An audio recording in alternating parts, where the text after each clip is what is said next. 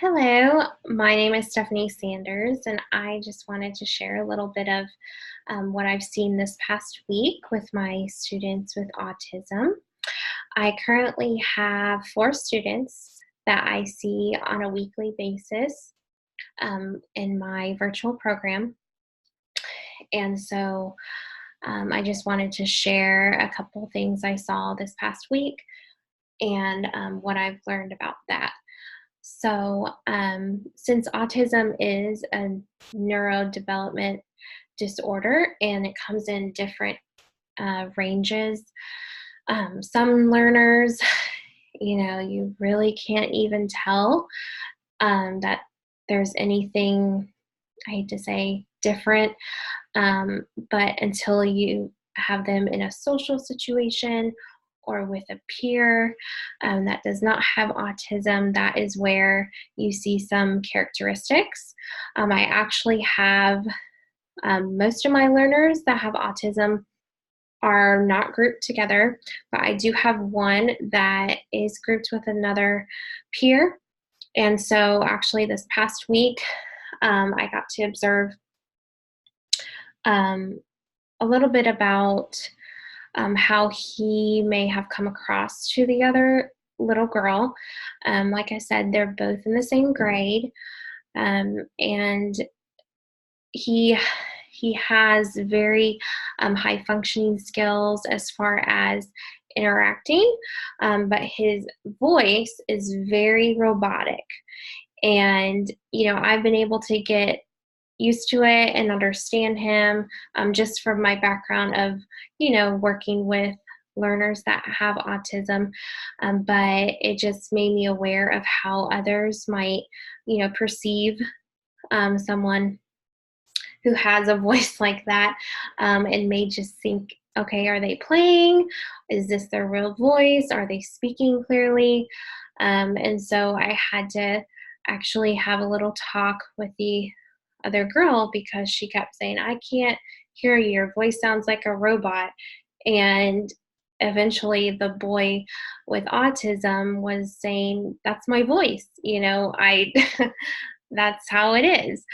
But just to, I guess, be able for him to voice that and say, okay, yeah, that's my voice. I mean, that's who I am.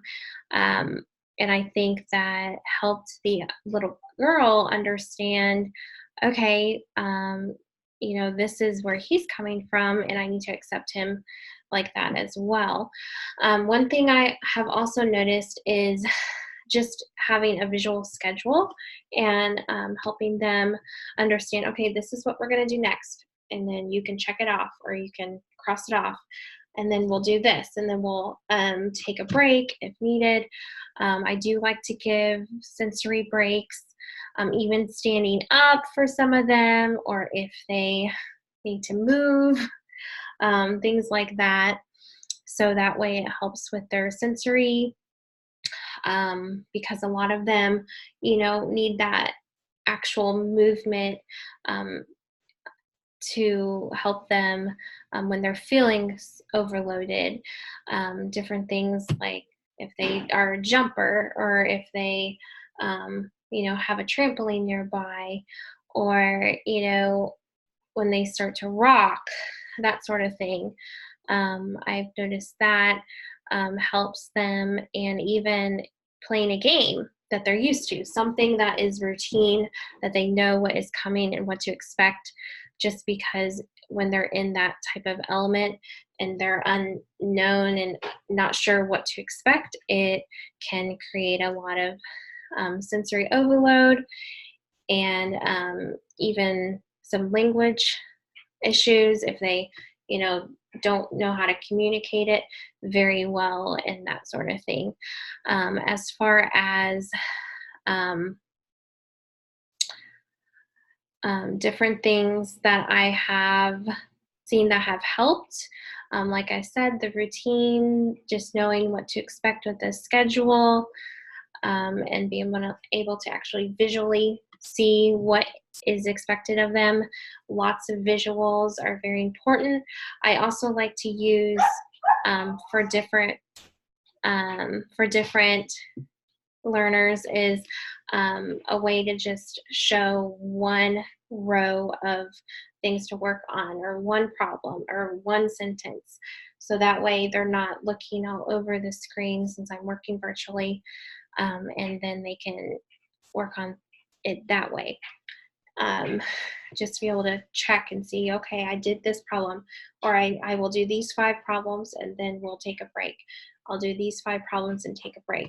So that's what I like to do. I like to do 5 or 10 things and take a break, so that they know that this is a consistent routine for them. Some things that have helped me learning in this class so far are just all the sensory things from our discussion board, and the video has been very helpful. I really enjoyed the speaker who discussed all those different sensory things, and even taking it to where, have them involved with food, have them involved with cooking, if it's a food thing, if it's a texture thing, because certain smells and tastes and textures can bother them. And that took me to a kid I had who only eats Cheez-Its.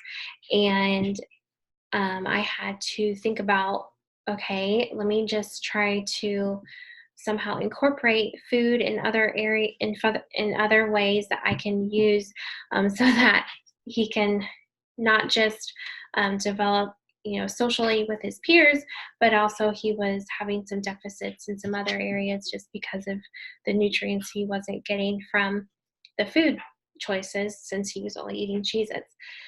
And so I really liked how the speaker said to let them cook and help in the process of, making their food, and seeing that there are other options. So I really enjoyed hearing that as well. And I am excited to continue to learn different things that I can use in my classroom.